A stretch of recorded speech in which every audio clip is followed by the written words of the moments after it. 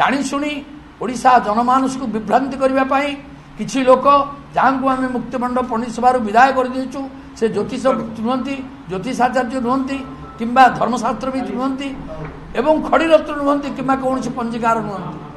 ତେଣୁ କଥା ହେଉଛି ସିଏ ଏସବୁର ଦକ୍ଷତା ନଥାଇ ମଧ୍ୟ ସେ ଯେଉଁଭଳି ଭାବରେ ବିଭ୍ରାନ୍ତିକର ତଥ୍ୟ ଉପସ୍ଥାପନ କରୁଛନ୍ତି, ମୁଁ ଆଜି ଆପଣମାନଙ୍କୁ ତା ପ୍ରାଞ୍ଜଳ ଭାବରେ ବୁଝେଇଦେବି। ଧର୍ମଶାସ୍ତ୍ରବିତ୍ ଅଛନ୍ତି ଏବଂ ତାଙ୍କ ପାଖେ ମଧ୍ୟ ବହି ଅଛି, ସେମାନେ ବହି ପଢ଼ିକି ମଧ୍ୟ କହିଦେବେ। ମୋ ପାଖେ ଧର୍ମଶାସ୍ତ୍ରବିତ୍ ରବିରଥ ଅଛନ୍ତି, ଧର୍ମଶାସ୍ତ୍ରବିତ୍ ଦୁର୍ଗାଚରଣ ମିଶ୍ର ଅଛନ୍ତି ଏବଂ ଏମାନେ ସମସ୍ତେ ହେଉଛନ୍ତି ଧର୍ମଶାସ୍ତ୍ରବିତ୍, କେମିତି କାର୍ଯ୍ୟ କରାଯାଏ। ତେଣୁ ପୁରୀରେ 20 ତାରିଖ ଦିନ 3:23 ସମୟରେ ସୂର୍ଯ୍ୟ ଅସ୍ତ ଚତୁର୍ଦ୍ଦଶୀ ପର୍ବ ଶେଷ ହେବ ଏବଂ 3:23 ପରଠାରୁ ରାତ୍ରି ଦୀପାବଳି ଏକ ରାତ୍ରି ଉତ୍ସବ ଏବଂ ପୟା ଶ୍ରାଦ୍ଧ ମଧ୍ୟ ରାତ୍ରି ଉତ୍ସବ, କାଳୀ ପୂଜା ମଧ୍ୟ ରାତ୍ରି ଉତ୍ସବ, ଲକ୍ଷ୍ମୀ ପୂଜା ମଧ୍ୟ ରାତ୍ରି ଉତ୍ସବ। ତେଣୁ ଏସବୁ ଉତ୍ସବକୁ ପାଳନ କରିବା ପାଇଁ 3:23ରୁ ଆରମ୍ଭ ହୋଇଯିବ ସନ୍ଧ୍ୟା ସମୟ।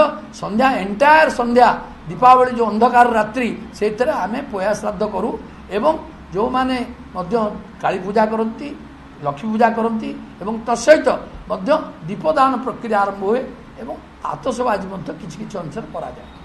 କିନ୍ତୁ ସୂର୍ଯ୍ୟ ପରାଗ ହୋଇଯିବ, ସୂର୍ଯ୍ୟ ଅସ୍ତ ହୋଇଯିବେ ତା ପରଦିନ 5:15 ବେଳକୁ 16 ବେଳକୁ ଏବଂ ତାପରେ ଅମାବାସ୍ୟା ତିଥି 5:30 ପର୍ଯ୍ୟନ୍ତ ରହୁଛି। ଗୋଟେ ଦଣ୍ଡକ ହେଉଛି 24 ମିନିଟ୍। 24 ମିନିଟ୍ ଯଦି ସମୟ ନାହିଁ 3 ଦଣ୍ଡ ରହିବା କଥା ଏବଂ ଯଦି ଥାଏ ତାହେଲେ ଏ କାର୍ଯ୍ୟକ୍ରମ ଚତୁର୍ଦ୍ଦଶୀ ଦିନ ପଞ୍ଚମ ଦିନ ମଧ୍ୟ ପାଳନ କରାଯାଇଥାନ୍ତା। କିନ୍ତୁ ଏକ ଦଣ୍ଡରୁ କମ୍ ହେଉଥିବାରୁ 24 ମିନିଟ୍ରୁ କମ୍ ହେଇ ମାତ୍ର 14 ମିନିଟ୍ ରହୁଥିବାରୁ ସେଭଳି କାର୍ଯ୍ୟକ୍ରମ ଯେଉଁମାନେ କରୁଛନ୍ତି ତାହା ପ୍ରକୃତରେ ତାଙ୍କ ପାଇଁ କ୍ଷତିକାରକ ହେବ। ତେଣୁ କହିବା କଥା ହେଉଛି ଜଗନ୍ନାଥ ମନ୍ଦିରର ସମସ୍ତ ପଞ୍ଜିକାମାନ ଏଠି ବସି ପ୍ରଶାସନଙ୍କ ଉପସ୍ଥିତିରେ ସବୁ କାର୍ଯ୍ୟକ୍ରମ କରାଯାଇଛି ଏବଂ ସବୁ ପଞ୍ଜିକାର ଖଡ଼ିରତ୍ନମାନେ ବିଭିନ୍ନ ପ୍ରକାର ସବୁ ନିଜ ନିଜର ଯୁକ୍ତି ଉପସ୍ଥାପନ କରି ଶାସ୍ତ୍ର ଅନୁମୋଦିତ ମତେ ଏଠି ଆମେ ଶାସ୍ତ୍ର ବହି ବି ଆଣିଛୁ। ମୁଁ ରବିରଥଙ୍କୁ କହିବି, ସେ ମଧ୍ୟ ଏ ଶ୍ଳୋକ ଗାନ କରିବେ, ଶ୍ଳୋକ ପାଠ କରିବେ, ଯାହା ଅଛି ସେ ମଧ୍ୟ କହିବେ ଏବଂ ଦୁର୍ଗାଚରଣ ବାବୁ ମଧ୍ୟ ଗଦାଧର ପଦ୍ଧତି କହିବେ, ସେ କାଳସାରରେ ଯେଉଁ ରେକର୍ଡ ହେଇଛି ତାକୁ ମଧ୍ୟ କହିବେ। ତେଣୁ ଶାସ୍ତ୍ର ଅନୁମତି କ୍ରମେ ଯେଉଁ ଧର୍ମଶାସ୍ତ୍ରବିତ୍ ମାନଙ୍କର ମତ ଏବଂ ଶାସ୍ତ୍ରକୁ ଅନୁକରଣ କରି ଯେଉଁ ନୀତି ନିର୍ଦ୍ଧାରଣ କରାଯାଇଛି ତାକୁ ବିଚ୍ୟୁତ କରା ନଯାଉ, ବିଭ୍ରାନ୍ତି ସୃଷ୍ଟି କରା ନଯାଉ। 20 ତାରିଖ ଦିନ କେବଳ ଦୀପାବଳି ଅମାବାସ୍ୟା ହେବ ଏବଂ କାଳୀ ପୂଜା ହେବ ଏବଂ ପୟା ଶ୍ରାଦ୍ଧ ହେବ ଏବଂ ଦୀପଦାନ କାର୍ଯ୍ୟ ହେବ। ତେଣୁ ଏହି କାର୍ଯ୍ୟକୁ ଚାହୁଁଛନ୍ତି ସେମାନେ ଭୁଲ କରିବେ ନାଇଁ। ଯେଉଁମାନେ 21 ତାରିଖ ପାଇଁ କହୁଛନ୍ତି ତାଙ୍କ ବିରୁଦ୍ଧରେ ନୀତି ପ୍ରଶାସକ ମଧ୍ୟ କହିଥିଲେ, ଯେଉଁଦିନ ପଞ୍ଜିକାର ମାନଙ୍କର ଏକାଠି ବୈଠକ ହୋଇଥିଲା, ଯେ ଯେଉଁମାନେ ମୁଖ୍ୟ ପ୍ରଶାସକ କହିଥିଲେ ଯେ ଯେଉଁମାନେ ଆକୁ ବିରୋଧ କରି ଏ ସମନ୍ୱୟ ଯେଉଁ କରାଗଲା ଜାଣି ଶୁଣି ନ ଆସି ଆକୁ ବିରୋଧ କରିବେ ସେମାନଙ୍କ ବିରୁଦ୍ଧରେ ମୁକ୍ତି ମନ୍ଦିର କାର୍ଯ୍ୟାଳୟ ତା ବିରୁଦ୍ଧରେ କାର୍ଯ୍ୟାନୁଷ୍ଠାନ ଗ୍ରହଣ କରିବ। ଆମେ ମଧ୍ୟ ଏହା ଭିତରେ ମୁକ୍ତିମଣ୍ଡପ ସଭାର ସମସ୍ତ ସଭ୍ୟ ଯାଇ ପ୍ରଶାସକଙ୍କୁ ଦେଖା କରିବୁ ଏବଂ ଯେଉଁ ନୀତି ବାହାର କାର୍ଯ୍ୟ କରାଯାଉଛି ତାଙ୍କ ବିରୁଦ୍ଧରେ କାର୍ଯ୍ୟାନୁଷ୍ଠାନ ଗ୍ରହଣ କରାଯିବା ପାଇଁ ଆମେ ତାଙ୍କୁ ଦାବିପତ୍ର ମଧ୍ୟ ଉପସ୍ଥାପିତ କରୁ।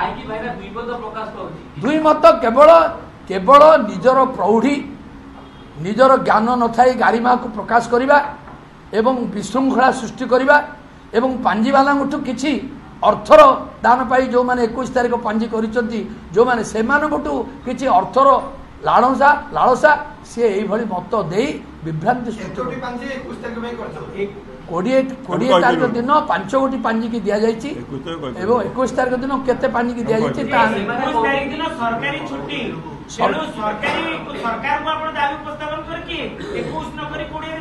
ଆମେ ମଧ୍ୟ ସରକାରଙ୍କ ପାଖରେ ଏ ଦାବି ଉପସ୍ଥାପନ କରୁଛୁ। ଆଜିର ପ୍ରେସ୍ କନଫରେନ୍ସରେ ମଧ୍ୟ ସରକାରଙ୍କୁ ଜଣାଉଛୁ ସନାତନୀ ଧର୍ମମାନ ଯେଉଁମାନେ ସନାତନୀ ସେମାନେ 20 ତାରିଖ ଦିନ ଏ କାର୍ଯ୍ୟକ୍ରମ କରିବେ। ଯେଉଁମାନେ ହିନ୍ଦୁ ପ୍ରାଣକୁ ଭଲ ପାଆନ୍ତି, ହିନ୍ଦୁ ଯେଉଁମାନଙ୍କୁ ଦାବି କରନ୍ତି ସମସ୍ତେ 20 ତାରିଖ ଦିନ କରିବା ଉଚିତ। ସରକାର ଯଦି 21 ତାରିଖ ଦିନ ଏ ଯେଉଁ କ୍ୟାଲେଣ୍ଡରରେ ଆଗୁଆ ଛପା ହେଇଯାଉଛି ତାକୁ ଦେଖିକରି ଯଦି କାର୍ଯ୍ୟକ୍ରମ କରନ୍ତି, ସରକାର ଆମକୁ ମାଗୁଛନ୍ତି ତିଥି, ଆମେ ମଧ୍ୟ ତିଥି ଦେଉଛୁ, କିନ୍ତୁ ତାକୁ ବ୍ୟତିକ୍ରମ କରି କେଉଁଭଳି ଭାବରେ ତାକୁ 21 ତାରିଖ କରାଗଲା ମୁଁ ତା ବୁଝିପାରୁନି। ତେଣୁ ସରକାର ମଧ୍ୟ 20 ତାରିଖକୁ ଛୁଟି ଘୋଷଣା କରନ୍ତୁ। ଯଦି 21 କରିଛନ୍ତି, ଚତୁର୍ଦ୍ଦଶୀ ସହିତ ଅମାବାସ୍ୟା ମାତ୍ର 16-14 ମିନିଟ୍ ପାଇଁ ରହୁଛି, ତଥାପି 20 ତାରିଖ ହେଉଛି ପୁରା ମାତ୍ରାରେ ରାତ୍ରିରେ ଅମାବାସ୍ୟା କରାଯିବ ତେଣୁ ଏକୁ 20 ତାରିଖ କରାଯାଉ ଏବଂ 21 ତାରିଖ ଯଦି କରିଛନ୍ତି ତାକୁ ରଖାଯାଉ ଏବଂ 20 ତାରିଖ ମଧ୍ୟ ଛୁଟି ଘୋଷଣା କରାଯାଉ। ଇଏ ହେଉଛି ମୁକ୍ତିମଣ୍ଡ ପଣ୍ଡିସଭାର ସମସ୍ତ ସଭ୍ୟ, ସମସ୍ତ ସଦସ୍ୟମାନେ, ଉପସଭାପତି, କାର୍ଯ୍ୟକାରୀ ସଭାପତି ଏବଂ ଯେଉଁମାନେ ପଣ୍ଡିତ ପ୍ରବର ବସିଛନ୍ତି ସମସ୍ତଙ୍କର ଏହା ହେଉଛି ଏକମାତ୍ର ଦାବି।